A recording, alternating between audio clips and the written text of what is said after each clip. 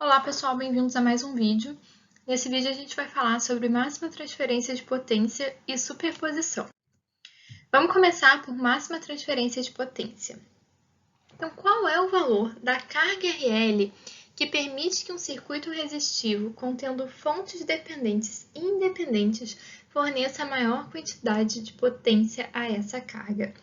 Então, se a gente tem aqui dentro dessa caixa um circuito que contém vários resistores, várias fontes, e se a gente liga a esse circuito, se a gente liga os terminais A e B desse circuito a uma carga RL, qual vai ser o valor dessa carga RL que vai conseguir absorver o máximo possível de potência desse circuito?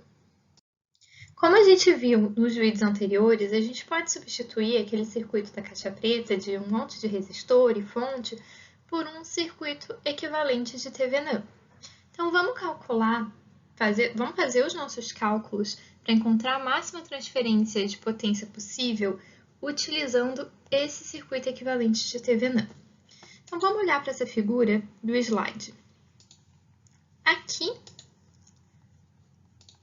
Aqui nessa caixa, a gente tem o equivalente de TVNAM de um circuito com vários resistores, com fontes dependentes, fontes independentes, e a gente ligou uma carga RL a esse circuito. Qual é a potência que essa carga RL está consumindo? A gente pode calcular a potência num resistor como P igual a R vezes I ao quadrado. A gente tem aqui P igual a R vezes I ao quadrado. R é o valor da resistência RL. E quem é I? Bom, a gente tem a resistência de TVNAM em série com a resistência RL. Então, é só a gente calcular I como sendo V de TVNAM dividido por R de TVNAM mais RL. Então, a gente tem o valor da corrente igual a V de TVNAM dividido por R de TVNAM mais RL. Então, aqui a gente tem I ao quadrado multiplicado por RL. R de TVNAM e V de TVNAM, eles são valores fixos para um dado circuito, porque eles estão representando o equivalente de TVNAM de um dado circuito. Então, eles são valores fixos. Então, para a gente encontrar a máxima transferência de potência possível, o que a gente pode fazer com essa fórmula P é encontrar a derivada em relação a RL. Então, a gente vai derivar essa fórmula aqui em relação a RL e igualar a zero para encontrar qual é o valor de RL que vai fazer com que esse circuito forneça o máximo possível de potência. Essa equação aqui em cima é a equação que a gente desenvolveu no slide anterior para encontrar qual é a potência sendo absorvida pela carga RL. Então, a gente vai derivar essa equação em relação a RL, lembrando que V de TVNAM é uma constante e R de TVNAM também é uma constante. Então, a primeira coisa que a gente vai fazer é jogar esse V de TVNAM ao quadrado para fora, multiplicando, e depois vai realizar a derivada do resto, lembrando que derivada de uma divisão é igual a derivada do numerador multiplicado pelo denominador menos o numerador vezes a derivada do denominador dividido pelo denominador ao quadrado. Em seguida, a gente vai igualar esse resultado a zero e vai encontrar qual é o valor de RL. Desenvolvendo essa fórmula, desenvolvendo essa equação, a gente encontra que RL é igual a R de TVNAM. Então, a máxima transferência de potência vai acontecer quando a gente tiver RL igual a R de TVNAM. Vocês podem dar uma pausa no vídeo e conferir a evolução do desenvolvimento das equações que estão aqui no slide. Bom, a gente já viu no slide anterior que a máxima transferência de potência vai ocorrer quando o R de TVNAM for igual a RL. E a gente também já viu qual é a equação para calcular a potência que essa carga RL está absorvendo. Então, a gente pode substituir aqui nessa fórmula R de TVNAM por RL. E, desenvolvendo essa equação, a gente vai encontrar que a potência máxima que pode ser transferida vai ser V de TVNAM ao quadrado dividido por 4 vezes RL, sendo que RL sendo que essa potência máxima vai ocorrer quando RL for igual a R de Thevenin. Por último, nesse vídeo, a gente vai falar sobre superposição. Então, para circuitos lineares, quando o circuito é alimentado por mais de uma fonte independente, a resposta total do circuito é igual à soma dos efeitos causados no circuito por cada fonte. Vamos olhar para esse circuito aqui para entender melhor. Então, por exemplo, se eu quero saber qual é a corrente em cada um desses resistores, ou poderia ser qual é a tensão em cada um desses resistores também, eu poderia fazer dois passos. Primeiro, eu eliminaria essa fonte de corrente. E, como a gente já falou em outros vídeos, eliminar uma fonte de corrente é abrir o circuito na região onde a gente tem essa fonte. Então, olhando para esse circuito aqui embaixo, eu tenho o mesmo circuito, mas depois de eliminar a fonte de corrente. E aí eu calcularia os valores dessas correntes. I1, I2, I3, I4, I1 linha, I2 linha, I3 linha, I4 linha. Ou se fosse a tensão, eu poderia calcular a tensão em cima de cada um desses resistores. Em seguida, eu pegaria esse circuito original outra vez, iria manter a fonte de corrente e eliminar a fonte de tensão. E como a gente já falou antes, eliminar a fonte de tensão é curto-circuitar os terminais dessa fonte. Então, olhando para esse circuito aqui embaixo, aqui é onde estava a minha fonte de tensão, a gente curto-circuitou. E eu tenho o circuito redesenhado, mantendo só a fonte de corrente. E eu calcularia os valores dessas correntes I1, 2 linhas, I2, 2 linhas, I3, 3 linhas, I4, 4 linhas. E em seguida, eu somaria essas correntes que eu encontrei quando eu eliminei a fonte de tensão com essas correntes que eu eliminei quando eu eliminei a fonte de corrente. Ou se eu estivesse calculando as tensões, seria a mesma coisa. E esse somatório é igual à resposta que eu quero de I1, I2, I3 e I4. Então, eu calcularia 1 linha, calcularia I1, 2 linhas, somaria os dois e encontraria I1. Isso que é a superposição. Então, vamos fazer um exercício sobre superposição. Vamos fazer o exemplo 4.13 do livro. O enunciado dele nos diz: use o princípio da superposição para determinar V0 no circuito mostrado na figura 4.66. Então, a gente quer encontrar qual é o valor dessa queda de tensão no resistor de 20 ohms.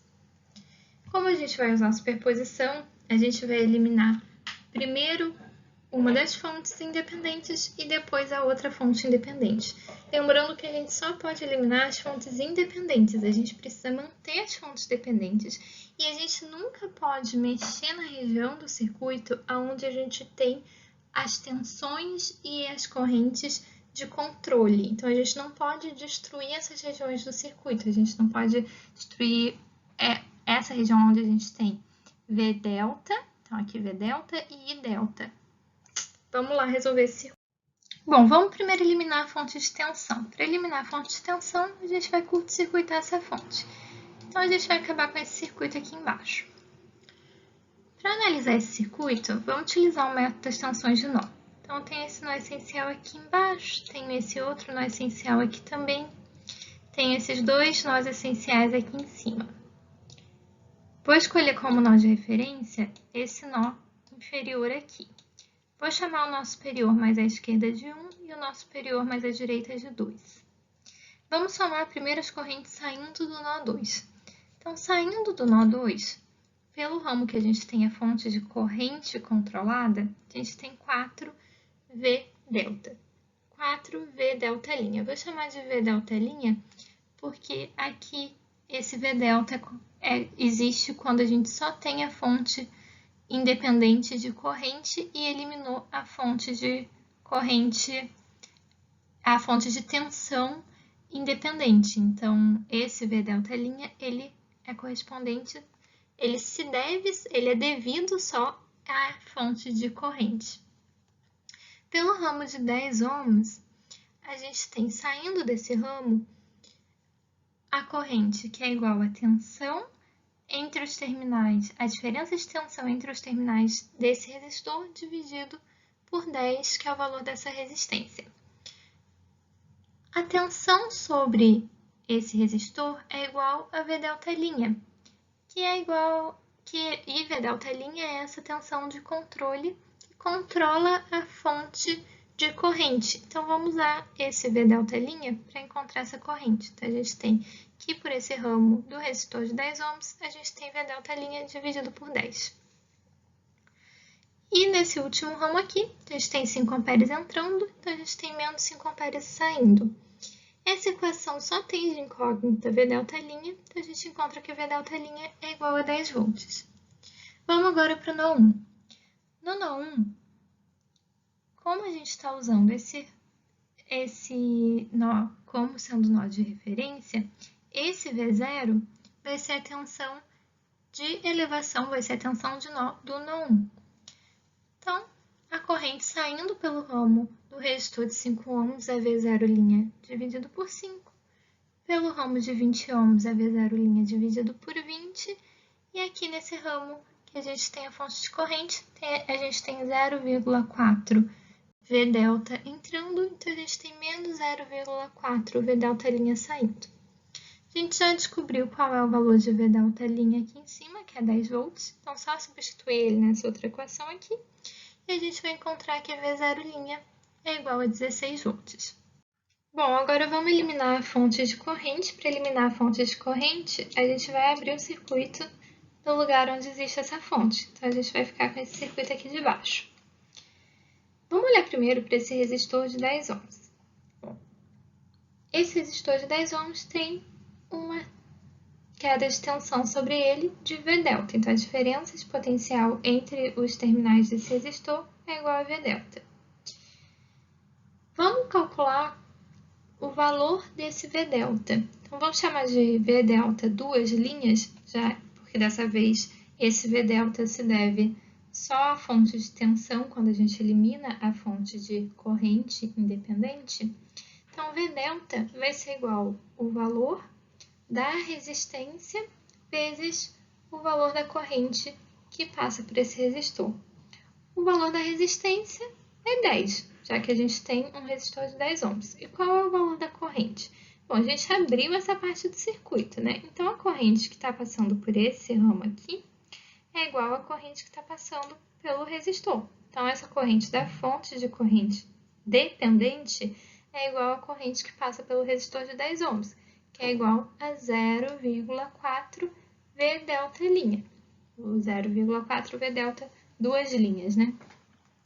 Acontece que essa corrente está passando no sentido de elevação da tensão, certo? A gente está indo do terminal mais negativo para o mais positivo. Então, está indo no sentido de elevação da tensão, então a gente vai usar o sinal de negativo para ficar V igual a menos R vezes I. Mas qual é a única condição que a gente vai ter que isso aqui é verdadeiro? Qual é a única condição para que V delta duas linhas seja igual a menos 4 V delta duas linhas? Essa condição só vai ser verdadeira quando a gente tiver V delta' igual a 0. Então, V delta duas linhas, nesse caso, é igual a 0. E agora, vamos olhar para esse circuito mais uma vez. Se a gente tem que V delta duas linhas é igual a 0, então nessa condição aqui, toda essa parte do circuito vai ser eliminada, porque a gente não vai ter corrente passando por ela. Porque aqui, em todos esses elementos, eles estão todos em série. Então, em todos esses elementos, vai passar a mesma corrente, que é igual a 0,4 vezes V delta. V delta duas linhas, no caso, né? E esse V delta duas linhas é igual a 0. Então, não tem corrente passando por aqui, a gente vai eliminar essa parte do circuito. Como a gente vai eliminar essa parte do circuito, a gente vai ficar só com o nosso circuito vai se reduzir a isso aqui.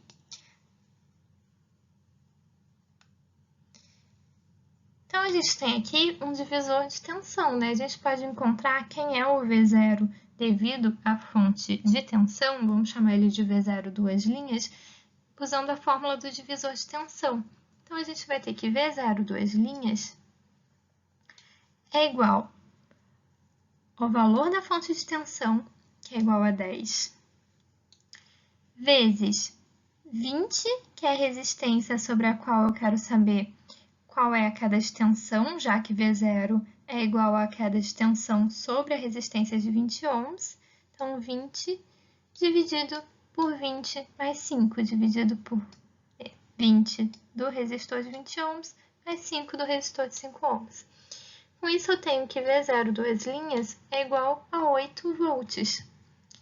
Então, eu encontrei quem é V0 devido à fonte de corrente, que é o V0 linha, 16 volts. Eu encontrei quem é o V0 devido à fonte de tensão, que é o V0 duas linhas, que é 8 volts.